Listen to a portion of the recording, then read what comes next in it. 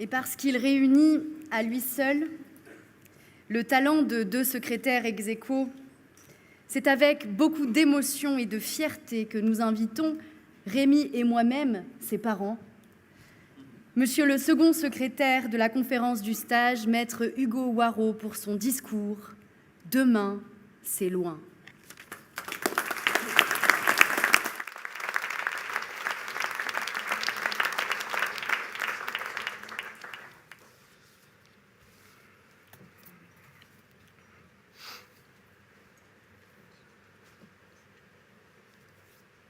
Mesdames, Messieurs, plongez avec moi dans le Bordeaux du XIXe siècle. Voyez ces quais bruyants et grisâtres, englués par les navires et leurs armateurs. Entendez ce tramway fraîchement inauguré, le cliquetis de sa cloche au rythme du sabot de ses chevaux de trait. Nous sommes en 1898. Sur la place des Quinconces, un géant de bois difforme trône encore, laissant deviner en ses entrailles l'embryon de ce qu'on appellera plus tard le monument aux Girondins. Les allées de Tourny, vêtues tout à la fois d'un manteau de neige, mais dénudées de symboles napoléoniens, détestent le vide. Alors, c'est à Léon Gambetta qu'on taille une statue, rappelant à chérir la Troisième République. Brouhaha joyeux, la belle n'est pas endormie, Bordeaux chante, Bordeaux vibre, Bordeaux danse. On distingue au loin l'élégance d'un homme. Son pas pressé contraste avec celui des badauds, trahissant par là l'importance du moment qu'il s'apprête à vivre. Dans quelques minutes, Daniel Brune, avocat à la cour et secrétaire de la conférence, prononcera son discours de rentrée solennelle. Il y a 126 ans, il se tenait précisément à ma place, pour disserter sur les angoisses d'un 19e siècle à son crépuscule, titrant ainsi son message « De la condition juridique de la femme ». Allons l'écouter. Monsieur le bâtonnier, messieurs et chers confrères. Oui, en 1898, les discours sonnent ainsi, puisque Olga Petit et Jeanne Chauvin ne deviendront des consoeurs seulement 2 années plus tard. La bonne harmonie sociale me paraît exiger le maintien de la femme dans la vie privée. Mais dans cette sphère réservée à son activité, je la voudrais libre, respectée et honorée. De toute façon, les discours des secrétaires, personne ne les écoute vraiment, alors fais-toi plaisir, Daniel. À un moment où la femme semble vouloir déserter le foyer, il importe de la retenir au sein de la famille. Mais encore ne faut-il pas lui créer une situation amoindrie et effacée. Daniel, nous t'avons entendu. La femme à la maison, ça c'est un oui, mais pas amoindrie ni effacée, bobonne peut-être, mais avec classe. Elle comprendra comment elle peut exercer dans la société une réelle influence. Et suivant l'ingénieuse expression de Madame de Staël, comme ces duvets introduits dans les caisses de porcelaine, comptez pour rien, tout se briserait sans eux. Et c'est certainement ici, mesdames, messieurs, qu'arrive le climax du discours de Daniel, le banger, la punchline, comme aime à dire François Molins. La femme honorée et respectée dans la vie domestique sera la première à ne plus vouloir en sortir. Elle aura une conscience plus nette de la grandeur de sa mission. Un siècle plus tard, monsieur le vice-bâtonnier, messieurs, mes chers confrères, je le crois, à la lumière des propos de Daniel Brune, c'est donc un échec. Constat qui se mesure au nombre de femmes présentes ce soir qui, visiblement, si peu respectées, si peu honorées dans leur vie domestique, elles ont décidé d'en sortir. Mesdames, au combat que vous avez dû mener contre la pensée des Daniel Brune, c'est donc une victoire. Madame le bâtonnier, monsieur le vice-bâtonnier, mes chers confrères et surtout mes chères consoeurs, Ces mots de Daniel Brühl prononcés en 1898, ils n'ont rien de choquant ni d'impudent. Rien qui justifie que l'on joue un siècle plus tard les vierges effarouchées. D'abord parce qu'il est aisé de singer par la malhonnêteté de la citation et un ton hâbleur. Ensuite, parce qu'à l'aube du XXe siècle, les femmes n'étaient pas beaucoup plus considérées juridiquement que nos amis les bêtes. Peut-être, disait-on d'elles, qu'elles pouvaient être tout au plus pratiques, sauf évidemment pour porter des charges lourdes.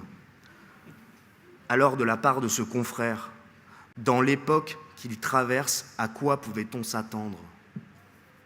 Parce qu'au siècle où Daniel Brühl discourt, la place des femmes telle qu'on peut la concevoir aujourd'hui n'était même pas un fantasme.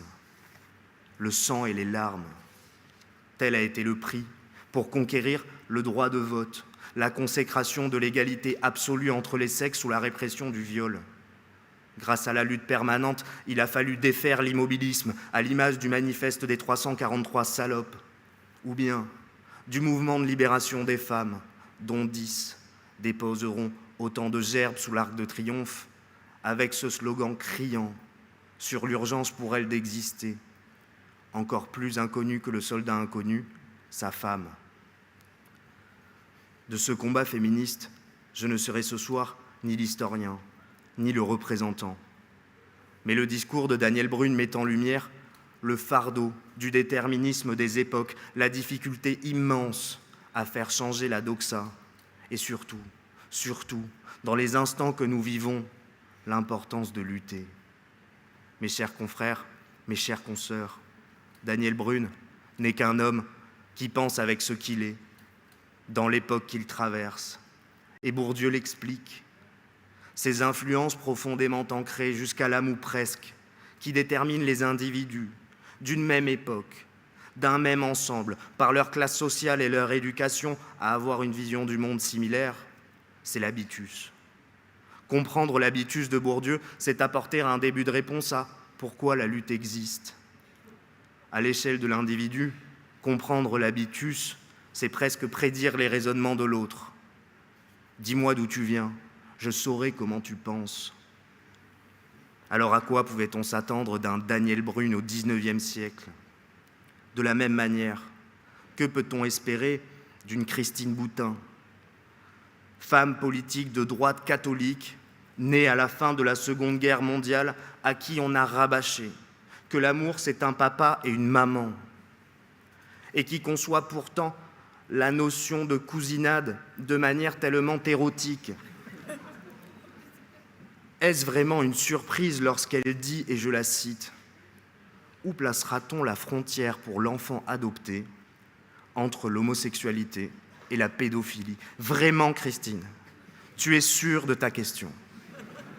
À quoi peut-on s'attendre d'une chef de parti dont l'héritage politique vient de son père et qui, toute son enfance, lorsqu'apparaissait Adolf Hitler à la télévision, recevait la sommation paternelle de Jean-Marie de dire bonjour à tonton Dolphy. Ceux-là sont des exemples manifestes de la puissance de l'habitus. Eux ont été déterminés par leur histoire, le milieu où ils ont grandi, à être, sans mauvaise intention, je le crois, ce qu'ils sont. Bourdieu nous démontre ainsi la difficulté de pouvoir faire changer la pensée des masses, et encore plus la pensée individuelle. Il nous apprend que peu importe l'époque, peu importe les revendications, peu importe leur caractère bien fondé, plus l'habitus est ancré, plus il sera long d'aboutir au progrès. Alors lutter, c'est affronter l'habitus, c'est être convaincu qu'il existe un après plus juste contre ceux qui, construits comme ils le sont, pensent qu'il est urgent de ne rien changer. Les mots de Victor Hugo résonnent ici. Ceux qui luttent ne sont pas sûrs de gagner, mais ceux qui ne luttent pas ont déjà perdu. Madame le bâtonnier, Monsieur le vice-bâtonnier, mes chères consoeurs, mes chers confrères, comprendre la genèse des luttes, c'est aussi rêver de lutter mieux. Et peut-être sommes-nous à un tournant où elles ne s'organisent plus selon les schémas établis du siècle dernier. Oui, les ensembles d'hier, pour ne pas dire des classes, tendent à disparaître. Sociologiquement, nous assistons à l'éclatement des dichotomies classiques. Hommes-femmes, riches-pauvres, citadins, provinciaux, actifs, chômeurs et plus dévastés encore, la distinction gauche-droite. Le réflexe quasiment pavlovien du XXe siècle, de se battre dans un syndicat, un parti ou un mouvement, de lutter pour le groupe, pour l'autre autant que pour moi-même, a laissé place à de luttes nouvelles, plus nombreuses et plus exclusives. Sous couvert de progressisme, on ne rêve plus de faire mieux vivre l'autre, de lutter pour que ma liberté soit aussi la sienne, mais de créer parfois la confusion entre le ressenti et l'injustice. Alors que l'urgence est ailleurs, le glissement des luttes pour la liberté de mes semblables vers celle dévoyée par le ressentiment subjectif me terrifie parfois, tant elles travestissent des principes cardinaux pour le compte d'une position victimaire. Parmi elles, la cancel culture, qui somme à balayer, effacer, changer l'histoire avec un grand H pour qu'elle apaise dans la précipitation de l'émoi des mots préfabriqués. Et pourtant, le devoir de mémoire le plus absolu, n'est-ce pas de regarder l'histoire avec le sublime, mais sans jamais occulter la noirceur des abysses? Oui, je veux voir les statues de Colbert autant que celles de Modeste Testas. Je veux lire le mot nègre chez Agatha Christie autant que chez Césaire ou Voltaire. Je veux me souvenir du journal d'Anne Frank autant que de Céline. Refuser de céder au primat de l'émotion, c'est croire à la nuance du contexte, croire au luxe de la pédagogie pour embellir l'histoire sans jamais la travestir. Ces luttes-là, monsieur le vice-bâtonnier, toujours plus individuelles, aspirent même à changer les mots, la grammaire et l'orthographe par des points médians et autres inclusions grammaticales insupportables, comme s'il fallait s'attacher plus à la disposition des lettres qu'à l'intention de celui qui prononce les mots. Alors, la langue française panthéonisée se trouve reniée pour faire riposte du principe selon lequel le masculin l'emporterait sur le féminin. On s'exprime désormais à la féminine universelle. Écoutez bien. Évidemment que la monde est prête à ces changements par la création de nouvelles mots et surtout pour faire comprendre aux hommes que leur langage est tellement oppressante qu'elle doit appartenir désormais à une passée lointaine. C'est terrible. Pourtant, ce langage en féminine universelle existe. Et selon sa créatrice, l'imposer serait tendre vers plus d'équité. Il s'agit donc de lutter moins pour l'égalité, pour que les libertés des unes soient strictement identiques à celles des autres, mais de prendre, au nom du ressentiment, une revanche sur le passé. Pourtant, la certitude du crépuscule n'effacera jamais l'aube qui la précède. Mes chers confrères, mes chères consoeurs, ces luttes plus individuelles, sous couvert d'idéaux égalitaires, ont de vertigineux qu'elles ne pourront jamais avoir de point d'orgue. Par essence, elles demeurent condamnées à rester des quêtes sans fin pour satisfaire seulement des ressentis. Il en va ainsi des nouvelles théories du genre qui invitent à ne plus s'identifier comme un homme ou comme une femme. Derrière nous, des millénaires à se bâtir, mais il faut maintenant déconstruire, disent-ils. Je m'explique. Mesdames, si vous disposez d'un vagin et que vous vous sentez femme, messieurs, si vous disposez d'un pénis et que vous vous sentez homme, bravo, votre identité de genre est alignée avec votre sexe biologique, vous êtes cisgenre. Si par hasard, malgré les organes génitaux tout à fait identifiables, vous estimez appartenir aussi bien au genre féminin qu'au genre masculin, vous êtes non-binaire. Claire, je crois que nos chefs de juridiction sont en train de faire un malaise. Alors pour ceux qui sont encore avec moi, il est possible que vous n'arriviez pas à vous déterminer strictement comme un homme ou comme une femme, que vous ne vous sentiez même pas un peu des deux. Vous êtes donc agenre. Et c'est ici, Madame le bâtonnier, que ça se complique. Si mardi, vous vous sentez femme, dans un futur plus ou moins proche, par exemple jeudi, il est possible que vous vous sentiez homme. Vous êtes donc gender fluide. Ce n'est pas fini. Si le genre masculin ou féminin ne vous plaît pas, aucun problème.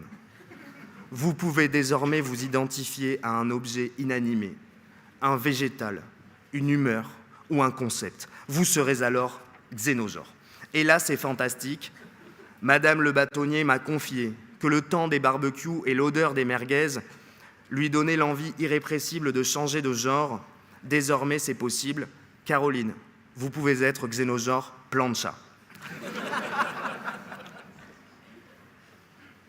Mes chers confrères, mes chères consoeurs, dans 126 ans, à l'instar du discours de Daniel Brühl, il y aura peut-être un secrétaire de la conférence pour me citer. Sans se mouiller, lui non plus, il dira que ce n'est pas la tolérance qui étouffait notre temps et que je n'avais rien compris, ni au progrès, ni au sens de l'histoire. Pourtant, je ne souhaite pas fustiger ici telle ou telle revendication, mais peut-être souligner l'impératif de lutter plus pour des idéaux collectifs que pour des ressentis personnels. Souligner l'urgence de ne pas céder non plus à ceux qui usent d'un levier tout aussi pernicieux que le ton victimaire, la peur. Ceux-là aussi, sous couvert de chimères grimées en idéaux, luttent moins pour préserver la liberté de l'autre que pour des affres qu'ils ont eux-mêmes bâtis. Ceux-là nous ciblent désormais publiquement. Silence. Sous le porche du Palais Bourbon, l'orchestre joue le chant des sirènes. Mais à tendre l'oreille, on perçoit l'écho ténu du bruit des bottes. La liberté est une chose infiniment belle et la beauté une chose infiniment fragile. Dans les temps qui sont les nôtres, il est certainement bon d'en faire un refrain pour ne pas oublier. Ne pas oublier que le temps des luttes ne s'arrête pas au confort des libertés que j'ai déjà, mais commence lorsque ma voix permet à mon voisin de garder les siennes. Je le crois, l'iniquité est ainsi faite qu'elle a le pouvoir de dilater le temps. Il s'accélère lorsqu'on est sûr de pouvoir garder ce que l'on a, sûr de pouvoir vivre aujourd'hui aussi bien que les jours d'après. Mais à celui qui lutte pour glaner chaque millimètre de liberté, il y a urgence à ne pas perdre espoir afin de se persuader d'un futur plus juste et ne pas se dire que demain, c'est loin.